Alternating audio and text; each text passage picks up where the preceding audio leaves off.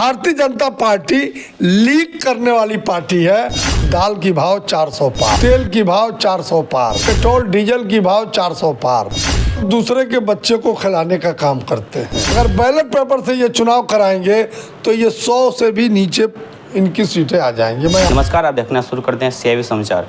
हम मौजूद हैं कुशीनगर जिले में। हमारे साथ मौजूद हैं इलियास अंसारी जी, जो कुशीनगर के स्टार प्रचारक हैं। आपको बहुत बहुत स्वागत है हमारे चैनल पर। आपके चैनल को भी बहुत बहुत धन्यवाद और आप सबको बहुत बहुत स्वागत।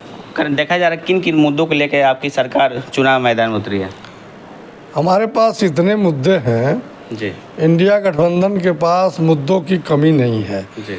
भारतीय जनता पार्टी की जब सरकार 2014 में बनी थी तो भारतीय जनता पार्टी ने बहुत बड़े बड़े 5 वादे किए थे। जी।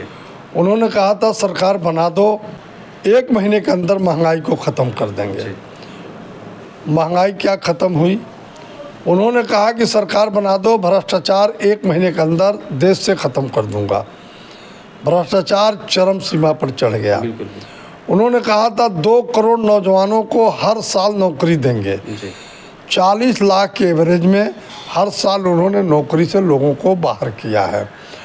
उन्होंने कहा कि आप हमको वोट कर दो, हम जो है ये जो आधार कार्ड से जो लिंक हो रहे हैं और जो कांग्रेस ये जो योजना चला रही है हम इसको बंद कर देंगे।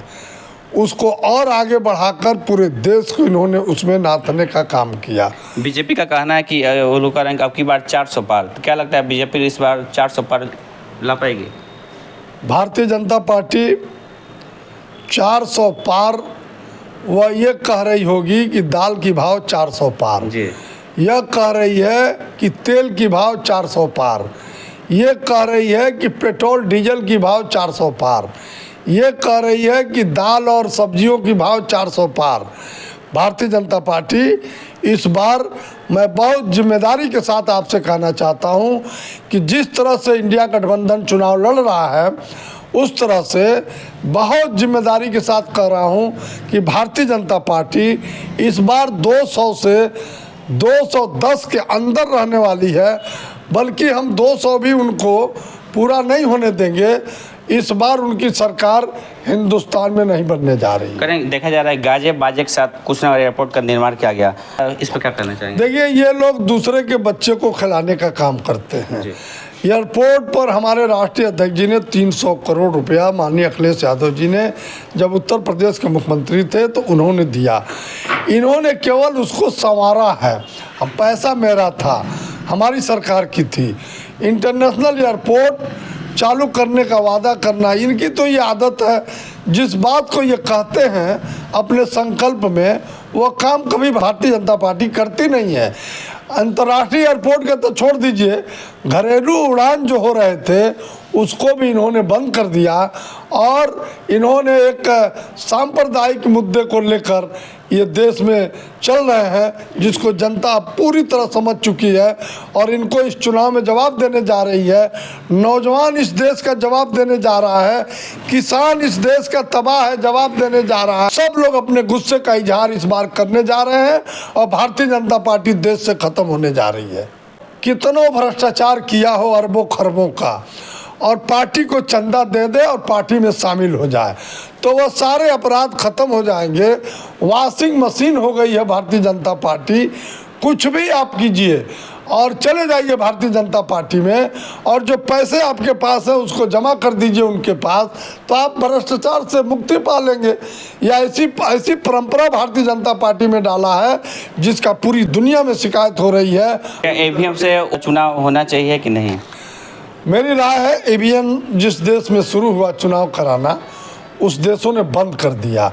अगर बंद किया तो किस कारण से किया? EVM में ज़रूर कहीं ना कहीं फिटिंग है, चोरी है, और EVM से चुनाव न कराकर बैलेट पेपर से चुनाव कराना चाहिए। अगर बैलेट पेपर से ये चुनाव कराएंगे तो ये 100 से भी नीचे इनकी सीटें आ जाएंगी। मैं आपसे जिम्मेदारी। यूपी पुलिस का जो परीक्षा लीक हो गया है, इस पर क्या कहना चाहेंगे आप? एक परीक्षा बता दीजिए जो लीक न हुआ हो। एक भी परीक्षा बता दीजिए जो लीक न हुआ हो। यही पेपर लीक हुआ है, उसमें ये पूरी पूरी इस व्यवस्था इनकी है परीक्षा लीक कराने की, इसमें सरकार शामिल है। उनको भर्ती नौजवानों की करनी नहीं है।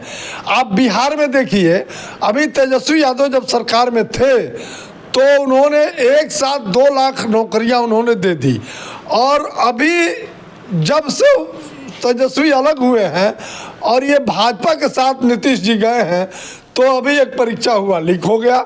तो भारतीय जनता पार्टी लीक करने वाली पार्टी है, और ये हर परीक्षा को लीक इसलिए कराती है कि हमको नौकरी न देना पड़े। इस देश के नौजवानों को आज के तारीख में नौकरी नहीं मिल रही है और देश पूरी तरह से दूसरे रास्ते पर जा रहा है। मैं जनता से यही अपील कर रहा हूं, नौजवानों को नौकरी के लिए, किसानों का लाभ, वकीलों की सुरक्षा, आम जनता की सुरक्षा के लिए, महंगाई खत्म करने के लिए, भ्रष्टाचार को खत्म करने के लिए सब लोग एकजुट होकर इंडिया गठबंधन के उम्मीदवारों को चुनाव जितावें और आने वाले दिनों में इंडिया गठबंधन की सरकार हिंदुस्तान में बनावें। आप चलिए, ये थे इलियास अंसारी जो अलग ही अंजार को लेकर मतलब बात करते हैं। आप देख रहे थे CIV समाचार, मैं हूं नूर आलम मंसूरी, कैमरा पीछे आसिक अली के साथ।